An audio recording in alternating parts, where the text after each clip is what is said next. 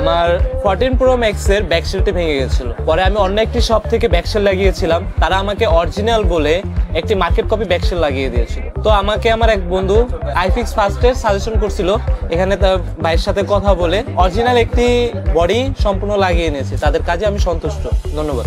আপনি দেখতে পাচ্ছেন আমার হাতে হচ্ছে একটা নতুন ফোন, সেটা হচ্ছে আইফোন 14 Pro Max। অন্য এক জায়গায় ব্যাকশেল চেঞ্জ করেছিল, তো অরিজিনাল বলে কপিটা অথবা লাগানো হয়েছিল, পছন্দ হয়নি। আমরা ফুল বডি অরিজিনাল পাচ্ছেন।